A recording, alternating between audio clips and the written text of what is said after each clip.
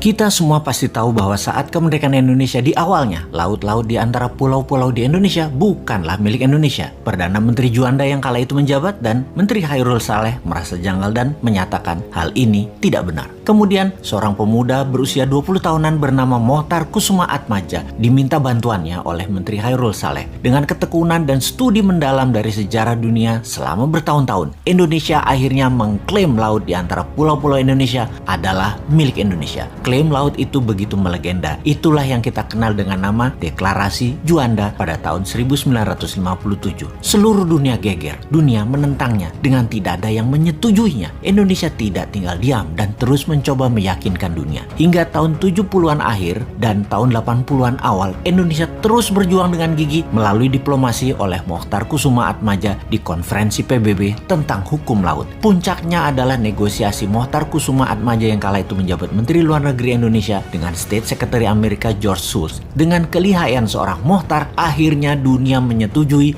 bahwa Indonesia adalah negara kepulauan dan laut di antara pulau-pulau adalah laut milik Indonesia. Semua itu tertera dalam putusan Konvensi Hukum Laut UNCLOS atau United Nations Convention on the Law of the Sea. Waktu berjalan hingga lebih 30 tahun saat ini, di mana baru-baru ini seorang pakar hukum laut Profesor Myron Norquist menyatakan dulu ada seorang Indonesia yang bernama Mohtar. Ketika dia bicara, semua orang bergetar. Salut dan respek kita untuk pahlawan maritim Indonesia, Bapak Mohtar Kusuma Atmadja. Kemudian kita harus bagaimana? Ketika nanti Newmind mendapat mandat, perjuangan Pak Mohtar Kusuma Atmadja akan kita lanjutkan dengan lobi tingkat dunia. Deklarasi Juanda dilanjutkan dengan deklarasi Daulat Maritim, di mana seluruh kapal baik komersial, kapal pribadi maupun militer yang melewati laut di tengah pulau-pulau Indonesia, terutama kapal niaga, harus bayar asuransi. Asuransi senilai 0,5% dari nilai barang yang diangkut. Ketika telah membayar pajak, ada bendera dinaikkan di ujung tiang kapal tersebut, semacam materai yang artinya sudah taat bayar cukai asuransi Indonesia. Dunia akan marah, ya iyalah, tapi kita harus bisa bagi-bagi permen. Kita harus pandai berbagi. Singapura dan Malaysia misalnya dapat 5-10%. Amerika dan Tiongkok dapat 10-20%. Indonesia ya tetap dapat 60-70%. Inilah misi Indonesia baru yang akan membuat Indonesia berdaulat. Semua itu berbeda dengan yang menjabat saat ini. Konsep bernegara yang tidak bergantung uang asing seperti yang dikerjakan pejabat penuh prestasi yang katanya adalah pejabat satu-satunya yang paling pinter urusan keuangan,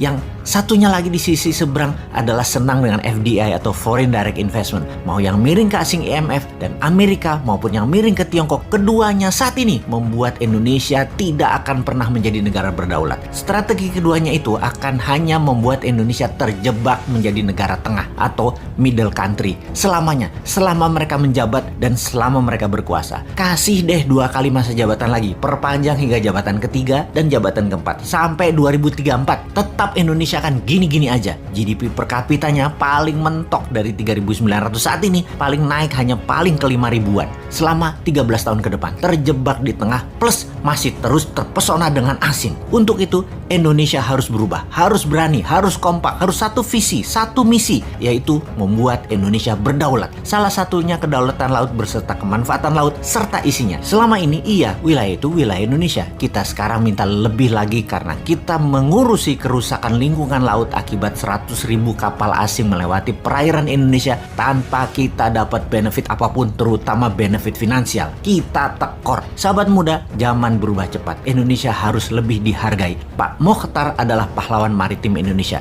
dan kita akan lanjutkan perjuangan beliau. Ambil kedaulatan laut dengan membuat semua yang melewati bayar cukai asuransi. Diharapkan dengan nilai barang 2.000 billion atau 2 triliun dolar, 0,5%-nya kurang lebih Indonesia mendapat 200 triliunan rupiah per tahunnya. Lumayanlah buat nyicilin hutang pejabat lama yang bisanya ngutang dengan etalase membangun pakai dana asing plus dilengkapi pasukan media buzzer sebagai alat pembenaran agar terlihat sukses. Intinya semua yang dikerjakan sekarang yang penting jadi sohor dan populer. Hutang kan yang bayar Newmind nantinya.